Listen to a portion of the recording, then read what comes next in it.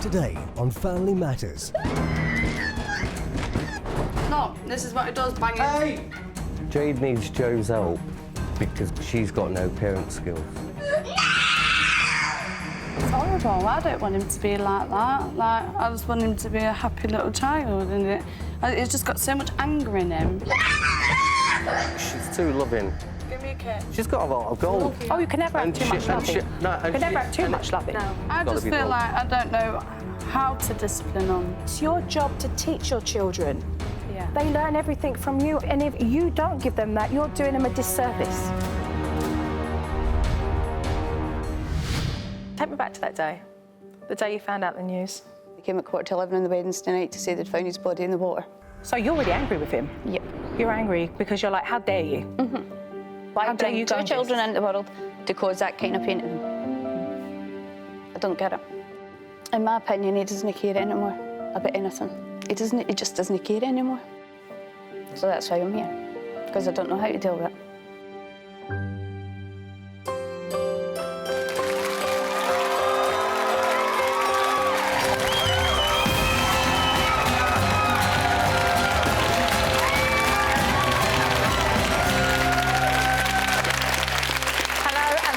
Show. My first guest, Jade, has contacted the show as she's concerned she's lost all control of her toddlers, Jalen and JC. If she can't resolve her issues now, she fears they may never respect her. I'm Jade. I've got 2 children. I've got Jalen, who's 3. Stay in your room. I've got JC, who's 2. Is it hot? It's spicy. It's a bit spicy as well, like. I need Jay's help because my kids just smash things up. They're out of control. They don't listen to me.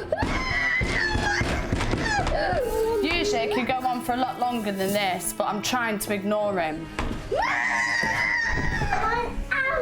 You want orange? Tia is a godsend. She has the children 2 days a week when I go to work. My name's Tia. I babysit for my best friend Jade. All you have to do is put your Lego in here, yeah? Jalen! If I was to find another job, it would be hard for Jade to find another babysitter because the children are so naughty. Shut your door and get in bed. Right, I'll go downstairs for a bit. I hope with Joe's help that the kids actually start listening to me. They don't destroy things and just have a bit of respect for me because they talk to me like I'm nothing. Get down. Get off me! No, get down. They just have no respect at all. Stop it now! See you do it! I want to hear backstory of all of the troubles that have been going on and from when. Welcome to the show. Thank you. It's been going on for over a year now. But they just seem to, I don't know if I'm honest, they just seem to destroy everything. They don't listen to me. And I don't know, I just... You say that they don't listen to you. How do you communicate with the kids? Like, how do you talk to them?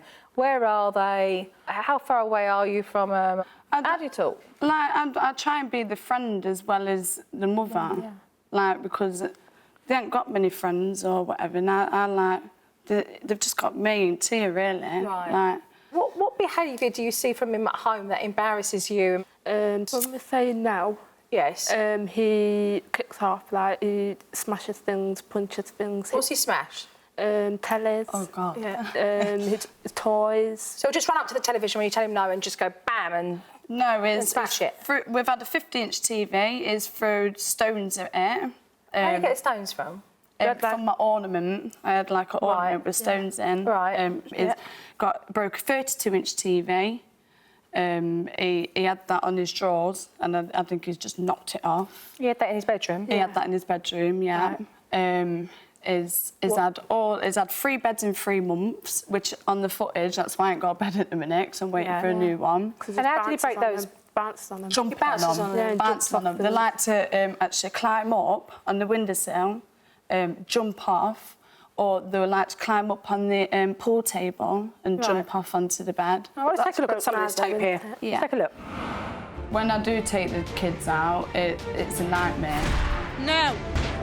They run off and I'm just constantly chasing them and it's hard work. It does put me off going out because they do act the way they are. Get up, both of you. My kids kick off, they'll bang on the doors. Things get broken. Jalen will chuck toys all over. They bite each other, kick each other, They will beat each other up. bang on the walls, smash TVs. Bedtime's one of the worst times. They won't go to sleep till about 10, half 10 sometimes.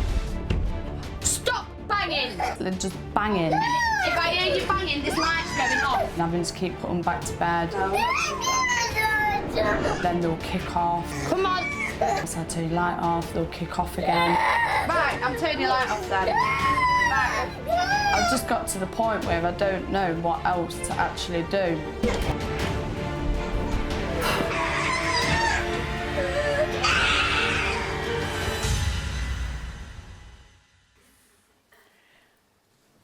I feel sorry for him watching him like that. What do you feel when you see him screaming and... It's horrible. I don't want him to be like that. Like, I just want him to be a happy little child, and it's just got so much anger in him. Are there things that you see that Jay could be doing better? Yeah. OK, so why don't you tell her? I'm going to have you turn around and tell her because, you know, you work, Yeah. you look after the kids. Yeah. It's really important to have a really healthy relationship with those that you work for. Take it from me, having worked for many a family, you know, that relationship has to be incredibly healthy where you can have a really fluid conversation and be able to go back and tell the parents what you're seeing and how you can help them. I'd love you to be able to just have that conversation now. I'm sure you see a lot whilst you're at work. Sometimes like you are a bit soft on them. And I will put my hands up and say, like, I'm too soft. Like, I can say that I can be telling Jalen all day to be doing something, and then he knows when you come in, you will do it, and then obviously I tell you that not to help him, but then you say you're sick of seeing the mess. Yeah, so you still do it. For instance, like his bedroom, sometimes it took, how long did it take last week? 3 days for him to actually tidy it. And it just looked a tip, and I got fed up of seeing it, and I just ended up doing it. But then he knows that she'll do that if he leaves it. But, like, that's the longest... Did you just hear what was said? What was that, sorry? Continue. He knows that you're going to do it if he leaves it. I don't all the time, though. Like, All right, let's just talk about the time you do it. right, go on then. Like, I don't know, you just need to... Instead of, like, just thinking, oh, it's mess, he needs to learn that he needs to tidy it himself. Like, Why? Because he made the mess, so he should learn how. But educate the mother why? Because you just need to be more strict with him, I say. Your father's around, is that correct? Yes. He's around with the kids? Yeah. And what's he like with the children? It is brilliant. It's ever so strange because when my dad's around the children, the behaviour, like, they're good, aren't they? Yeah, it just changes instantly. But, you know, for me and Tia, Yeah. like, they just change. Like, that's when they become naughty, don't listen to me or whatever. Right. Well, let's meet Dad then. You're all right then? Yeah, I am. Yeah, Sam, yeah. I'm Sam, I'm Jade's father. Kiss, kiss. Granddad's Jalen and Jason. My role is, I'm granddad. No, this is what it does, banging. Hey! Jade needs Joe's help because I think, personally, that she's got no parent skills. Sit down properly, lot, or get down. The behaviour when they're with me is, they're controlled. You know you're a naughty man, don't you? Hey? You're listening to me. Put them down. Are you going to be a good boy now? Yep. Give me a kiss. Love you. They do as they're told. Like they sit down, like say they play. That's goes like that. They're not an handful. They are not an handful. Good for you. Well behaved. Yeah, but it's naughty for me. No, I don't see them misbehaving, no. It's only hearsay. It's all second hand that I hear. If you're not going to sit down properly, you're going to go on that naughty step. Do believe that she lacks a lot of discipline. And when you picked all them up, you can come downstairs with us, yeah? I'm not coming downstairs. I'm taking my room on my own. Yeah, well, that's all right then. I'll let you clean your room. She lets them run riot.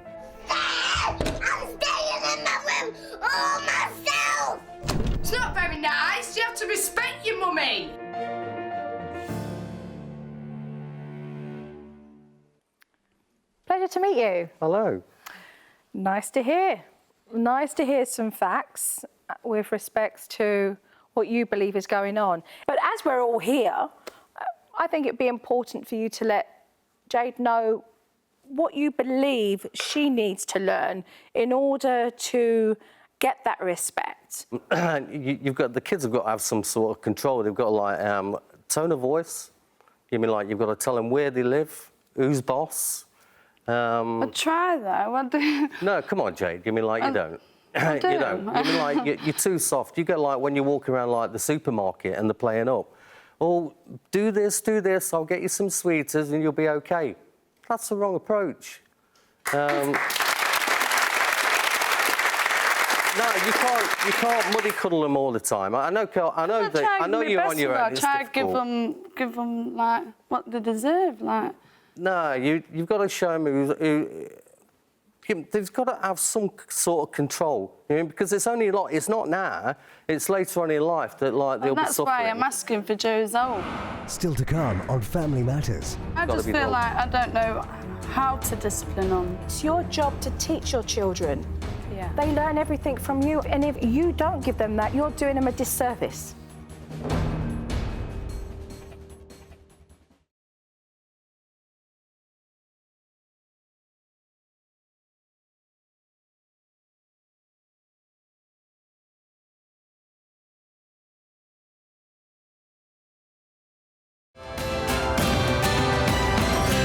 You want to say something? I can see. She does, yeah, I know, I can see it. I just feel like I try my best with them, and like I don't know, like, because obviously, because I am on my own, they've only got me, and I just try like give them as much as I can, like. Yeah, but you can't cotton wool them. You've got to like they've got to have some sort of father figure, or if not, okay, then there's no father around, right? But like they've got to have some sort of like, I'm boss. You do as I do. It's all military. It's all military stuff while they're young, and then they'll start developing their own mind, and hopefully, like they'll come out of all this. But at this stage of life, it's got to be done. I just feel like I don't know how to discipline them. But what does Jay follow through on? To be honest, not really. Exactly. Okay. You see anything she follows through on? No, she's soft. She's soft. I mean, her problem, Joe, right, is that she's too loving. She's got a lot of gold. Oh, you can never have too much loving. You can never have too much loving. No. And I know, but like, you mean, she gives them, she cotton wools them. You do, Jade. Let's take a look at the tape. The children's behaviour, it really upsets me, if I'm honest. Leave it open a little bit. Come on. Jalen. They have me in tears. Like, they don't listen to me at all. They're just rude to me, sometimes swear at me. Hey! I haven't brought them up like this. I don't want them to be like this. That is not Jade's quality of life is non-existent because the kids have overcome her. Jalen, stop banging. Jalen, stop banging. I think their behaviour needs addressing, otherwise it'll just get from bad to worse. Stay in your room for 5 minutes. They're uncontrollable now. Who's going to want Jade? You're not helping him, are you? What are you helping him for? That's what he wants. Because I'm encouraging him, OK? Yes, well, I tell him to do it, right? This is exactly what he wants. We're getting results, aren't we? Come on, both of you. God, it looks exhausting. It is. It's exhausting. What was wrong with your dad helping your son? It took me, that day, it took me over an hour. I kept telling him, put your toys up. I even sat there and I put a couple of his Legos in one of them. I said, right, now you carry on. You know where they go now, because his excuses, oh, well, I don't know where they go. So I was showing him where they go, and then my dad come round, and then my dad went straight up and started helping him. And I'm like, but that's what Jalen wants. He won't clean his room until I've helped him. Or No, that ain't what happened, right? I didn't help him. I encouraged him. I walked in and you was helping him. The difference is like, I picked up a brick and I says, where's that brick go? Right? And he told me where it lived, right? So, and I tried to make it into a game for him, right? So instead of like you can't do and you've got to do and you've got to do this and that, right? It was more of a game. And he played the game. And did I get a result? Yeah. Correct. You mean, so it wasn't that bad.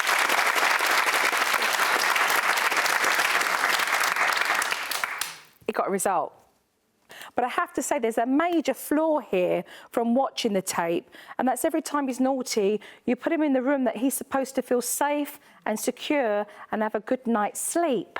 And that is giving him the wrong message, because he should be up there during the day to play, and he should be in his bedroom of a night time to have stories read to him and getting a nice, secure, sound, good rest, sleep. And he's not, because you just leave him in the bedroom and he ends up crying in there, and you shout with him in there, and then you close the door.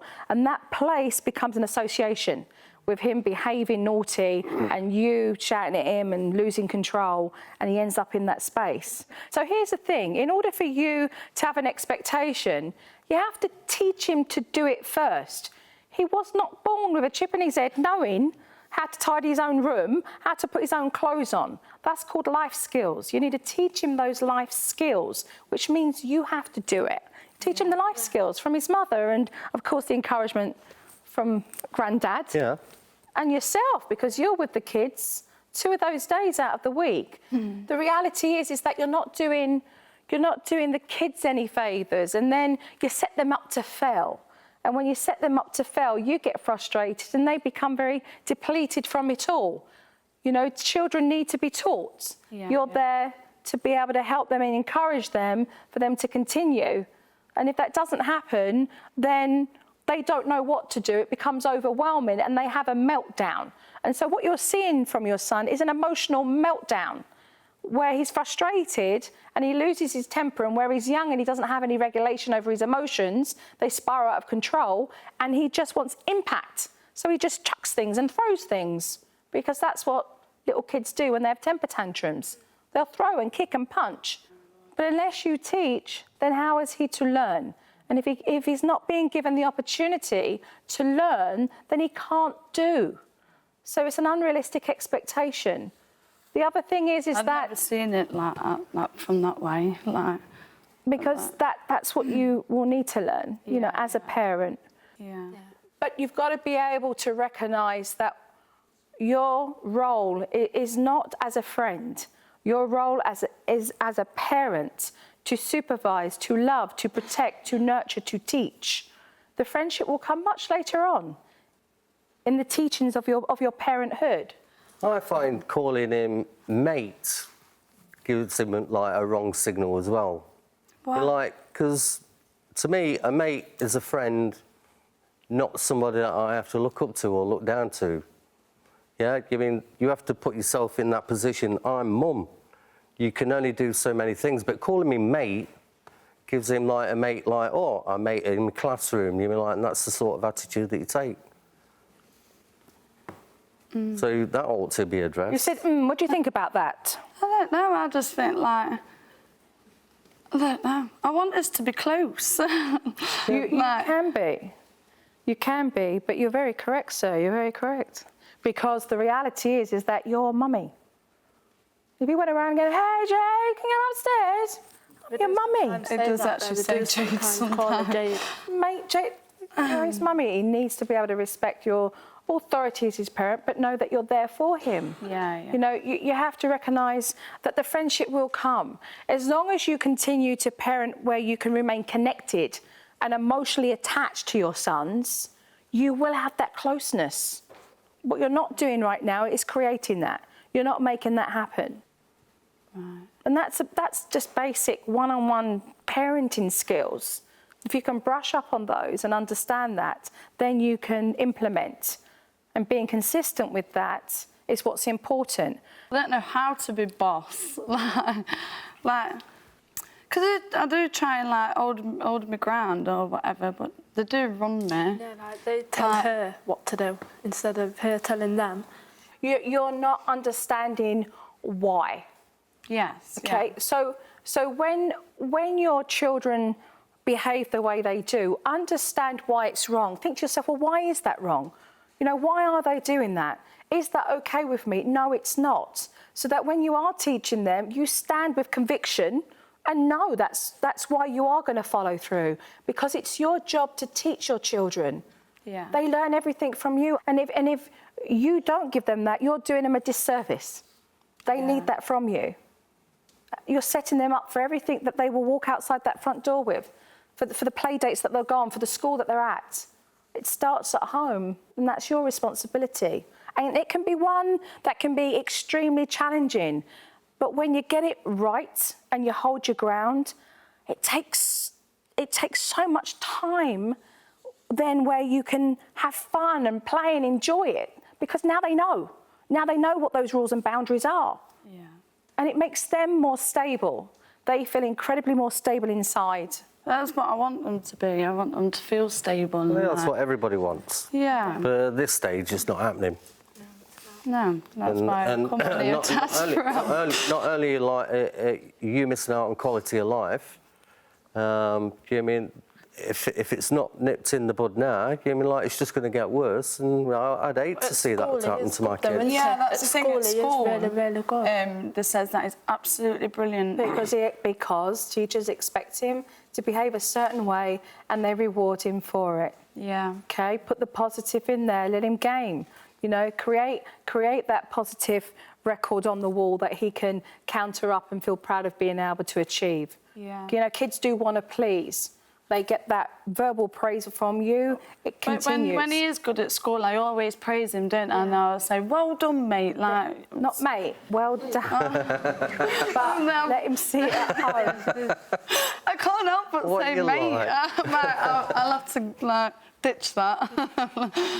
But I feel like you've learnt something here today. I do, actually, already. Like, and do you know, it's quite strange, actually, looking back on the footage and seeing yourself, like, I don't know, it is... And how you act. And how I am as well, like... There's one thing you've done today that if you can continue doing when you leave here, you will grow to become more confident as a mother. At the minute, I feel like I ain't got no confidence at all. No, but there's one thing you have done today that will give you the opportunity to become very proud of the mother that you will be every day. You've listened. Yeah. You need to be able to listen, because the people around you who are telling you for the sake of all the family what needs to be done are doing it because they care, because they give a damn. They care, they love, they care. I understand that. Keep listening, keep listening, keep listening. Thank you. Thank you. Still to come on Family Matters. He came at 11:15 on the Wednesday night to say they'd found his body in the water. So you're really angry with him? Yep. You're angry because you're like, how dare you? Why How dare bring you go two and children into the world to cause that kind of pain to them? I don't get it.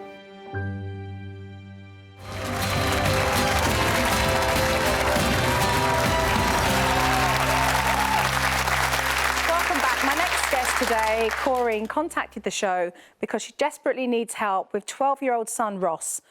Corinne says that his outbursts have become unbearable as he is getting increasingly more violent towards her and his younger sister Dawn.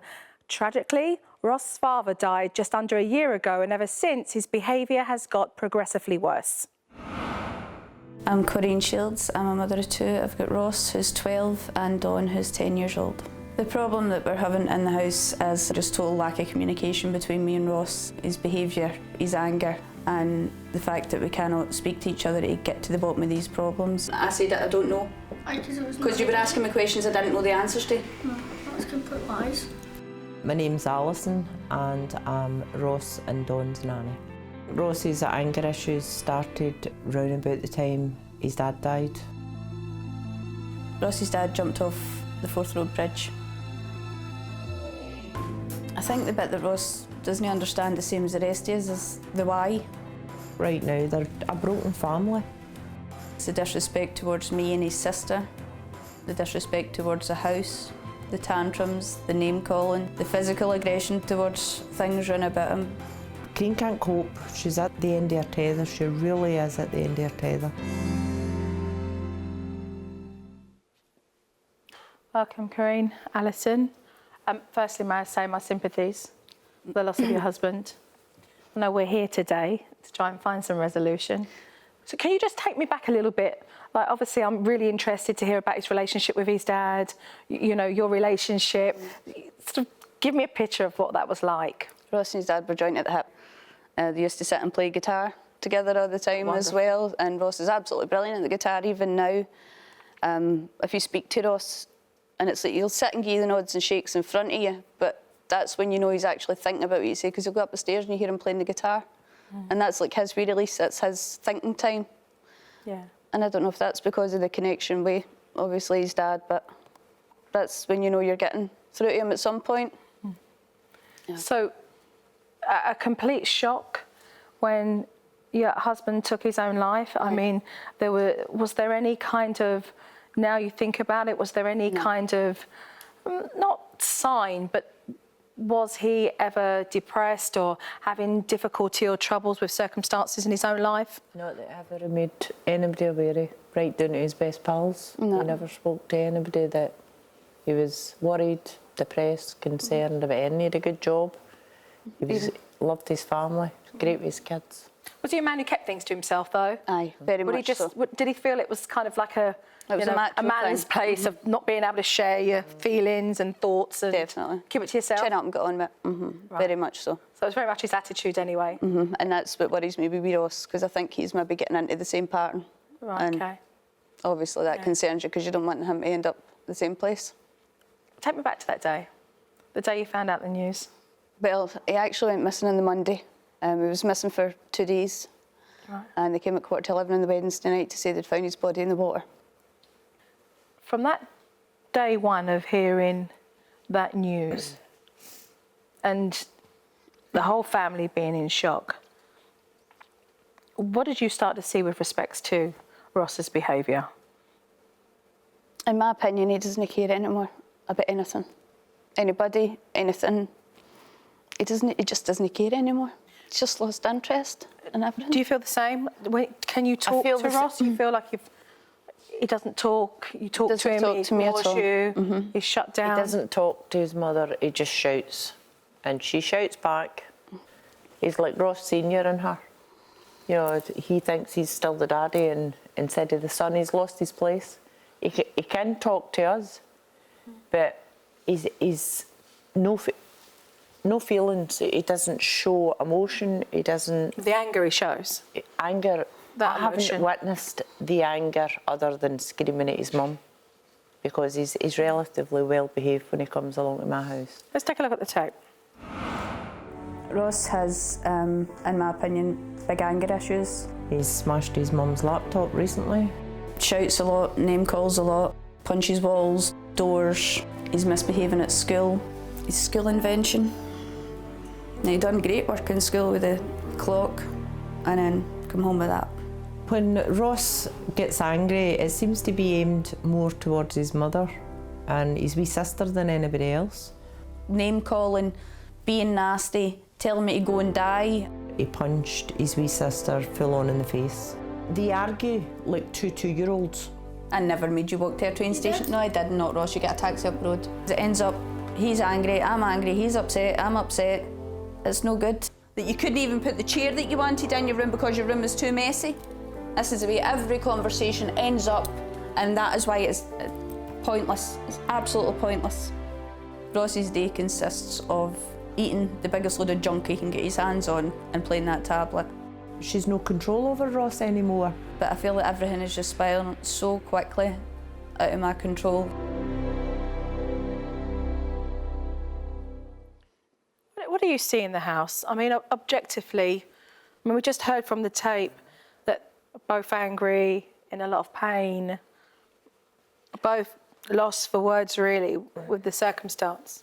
I don't know whether, sometimes I think maybe the two of them just need to sit down and tell each other how they really feel. And if Karine maybe opened up with wee Ross and said exactly how she's feeling, which she has huge issues about showing her feelings as well, then Ross might take his cue from his mum and maybe possibly tell her how he feels. Because I sometimes wonder, does he get anger issues because he doesn't understand about death? He doesn't understand why his daddy done what he done. What do you feel your daughter needs to hear from you right now? Oh, I think my daughter's heard all she needs to hear from me right now. It's just she needs to communicate a wee bit more. I just feel that she kind of needs to maybe lean on us a wee bit more and know that we're here for her. And when she's having a rubbish day, let us know that she's having a rubbish day, and not just she has rubbish days every day with us. But what's the point? Go through life moaning? No. It's not going through life moaning. It's just maybe learning how to communicate and tell us things that maybe we can help you with. Behind the wall right now, I'm asking you really honestly, behind the wall right now, because it's not like you knew that there was an illness, a terminal illness, and that eventually your husband would pass away from a terminal illness. You got a phone call and a visit one day that basically said that your husband had taken his own life. And how do you feel about that? Angry.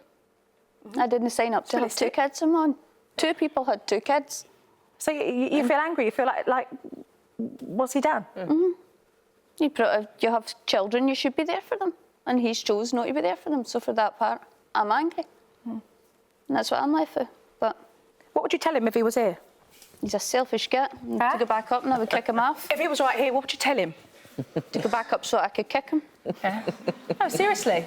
I would tell him he's very selfish to have 2 kids, bring 2 kids into that world and leave them feeling like that. And what has he left you dealing with right now? His mess. Because that's what I see it as. He's created the mess and he's faffed off and left me to deal with it. So that's why I'm here. Because I don't know how to deal with it. So you're really angry with him? Yep. You're angry because you're like, how dare you? Why bring you 2 children into the world to cause that kind of pain to them? I don't get it. So for that, I'm angry. You should never brought children into the world if you're going to do that. If you're going to bring them into the world, just stick a bit, like I'm doing, there, day in, day out, every day. You do what's needed done. And he's not done that. He's chose to walk away. So do you feel like he took the easy road? Yep. I don't believe there's ever a problem in the world you can't get up with the next day and deal with. So he definitely took the easy road. Now, Alison, you have a partner, correct? And he's very much involved with the family. Yep. And does he have a good relationship with Ross? Yeah? Yeah, Frankie's brilliant. They've got a great rapport going, the 2 of them. They've got a lot of things in common. Plus, he's very, very good with kids. So he encourages them in fishing and music and all the things that he likes. And he's got a good conversation going with Ross. But then again, he comes to a brick wall too when he tries to get a wee bit personal and just say, why are you getting into trouble? He doesn't open up. Let's take a look at the tape. Hi, my name's Frankie Lang. I'm Alison's partner, who's Ross's grandmother.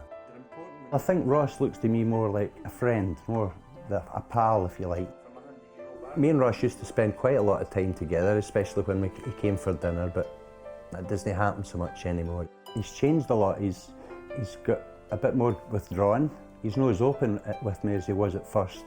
Ross losing his dad has a huge effect on things that he's going through just now. Since his dad died, it's got more intense, I think. He tends to think everybody in the world's a liar. He even refuses to read books that are not factual because they're lies. He tells his mum he hates her. He seems to be quite aggressive towards her. And I have to say, Karine can be quite angry back at him. But I think Karine's just as bad. She's not really dealt with the suicide either. His anger is in there through not allowing his feelings to be shown. I don't know who he's blaming, but he's blaming someone for it. We're worried about him. We're worried about his future. We're worried about his mum. And we just feel quite helpless. Welcome. Thank you.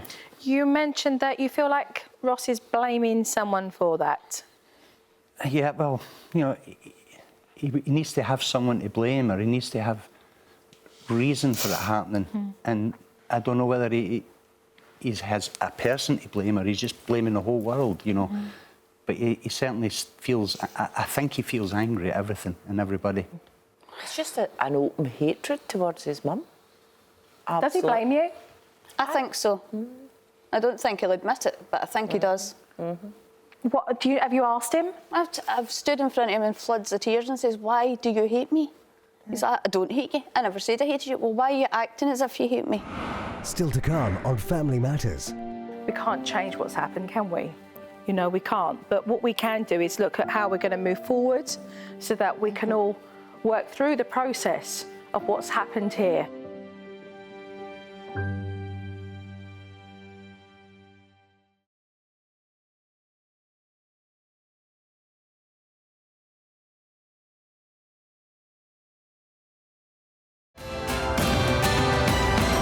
Every time you have a conversation with him, you know, like school and just getting ready, I mean, is that natural sort of tit-tat conversation? Does that happen?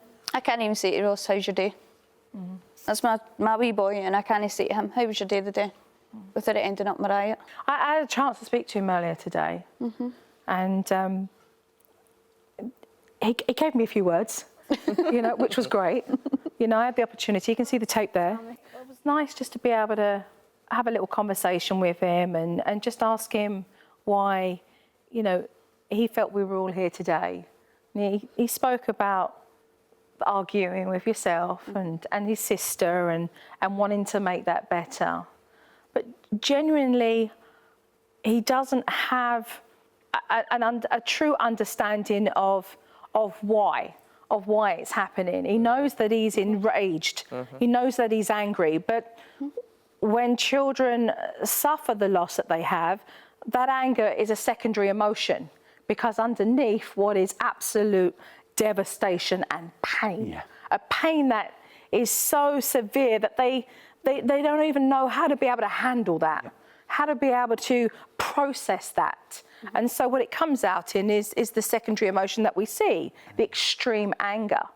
And so that's what you're seeing constantly, and what is going to be incredibly important for you all as a family is how you channel that emotion and use it so that it doesn't become destructive in the home, but where you shift that emotion and where he can have that release. Where can he release that moment of frustration that he has? That's what's going to be very important. Let's just take a look at the tape here. I don't know where to turn next. I don't know what to offer him next, what to try next. I'm absolutely at my wit's end. It's just dragging me down. For the future, I know we're not ever going to be the family unit we were, but I wish we could be a family unit again. At the end of this, I would just like for Karine and her 2 kids to go on and have as happy a life as they're going to have and get along together without all this fighting and all this hatred towards each other, and get this wee boy back on the straight and narrow. I don't know how to help my kids through this because I don't know how to really help myself through it. I would like to see Ross and his mum get back to having a mother and son relationship that can work, because it can't work the way it's going on. It can only get worse. I just feel that I've lost him. And I've just lost so much. I don't want to lose him. But I want my wee boy back. Sorry.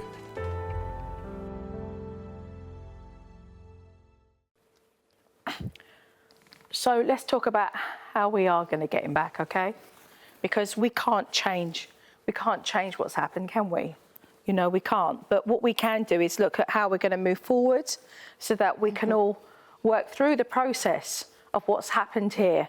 The reality is that it takes everybody individually their own time. Everybody in their own time as their process. You know, certainly those feelings of anger and frustration are going to be there for yourself, are there for your son, because there was no answer. There was nothing left. It happened. You know, there was no understanding or rationality behind that. And I want you to understand that you're in that place. That we're not in that first stage of bereavement where we really are looking at feeling that there was any denial, because we are not in denial of what's happened, but you're living with that. But certainly you know, we are in that process of the stage of bereavement, of grieving, where you are angry, you are frustrated, which means it makes it incredibly difficult to have those healthy conversations because your son is going through that as well. So it's not a matter of, I feel, your mum telling you how you should feel. It's a matter of when you stand from your mum's place, she doesn't know what to do either. There's a feeling of helplessness. Yeah. You want to take the pain away from your own children that are feeling that, and she can't. Same with me, but us. She doesn't understand. So you understand that as a mother. She doesn't know how to take that away from you. She doesn't want you to be in that pain. And any mother wouldn't want their children to feel that pain. They take it for them. You understand that because you're the mother to Ross. So at a time when you feel really angry and frustrated, those moments when you peak down from that anger, I think it's incredibly important for you to understand that the conversations that are being had are because they're coming from a place of love. They're coming purely from a place of love because they're not coming from anywhere else. They just don't know what to do. I need emotion being shifted every day because when it builds up, it sits. When it sits, it stays stagnant. When it's stagnant, it will become destructive. I would like to suggest that he have like a keepsake box and that you start to collect different things for him that reminded him of his father. Dad keepsake boxes. Okay? That you're able to place those things in there so that he can open up the box when he wants to and not feel that if he does, it's going to make you angry because it's his own box. I want him to have his own box in his own space to put the things that he wants to put in his own box for his dad. And that allows him, when he wants to, which is not always the same time that we want to as adults, to go through those little things. Yeah. You know? Because children can process that very differently. They can feel sad one moment and then watch a cartoon and be laughing at the cartoon that they're watching. You know, they are very sporadic with the way that they feel. And right now, you know, Ross is in that place where he's not feeling in control of his emotions. So when they come at full force, what he wants to do is to release them with impact. And that's why the impact are the walls, are the doors, because it's an impact from being able to release that strong emotion that comes through. He needs to be able to release it. He needs to be able to get rid of it. I've got my box here. I knew she was good, but come on. Okay. I know he likes fishing, and I thought this is rather like his little fishing box. I love fish. Right? So we can have another little fishing box here. Oh. Okay, this is his keepsake box now. Right. This is his own keepsake box. And look, I just think this is a lovely beginning. You know, of his dad and himself as a little baby. You know? Little baby. Oh, love. Okay? So, here's what I'm suggesting. I know you don't like cuddles, but I'm going to give you one anyway. Come here, you. Come here, you. Come here. It's the beginning for you. You get there.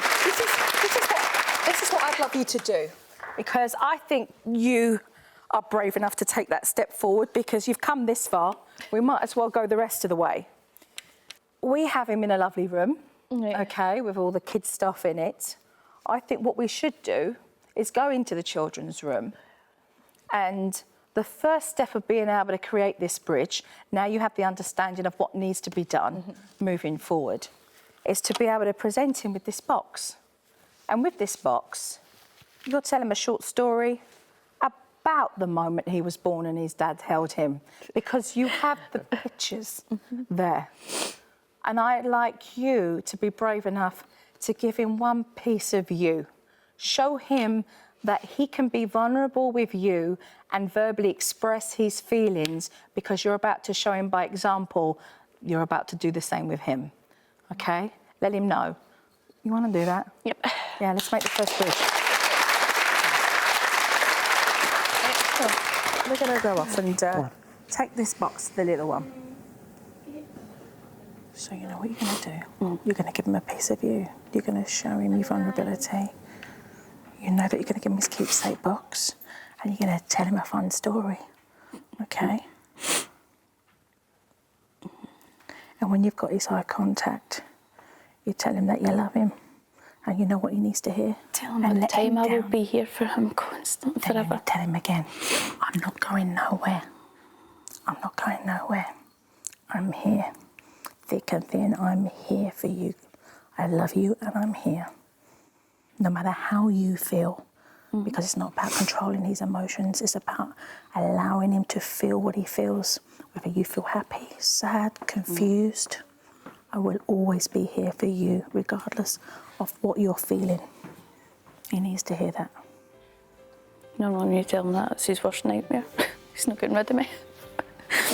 I'm going to have you go in. Okay. See ya. They can have their conversation by themselves. That's their private moment. Thank you and goodbye.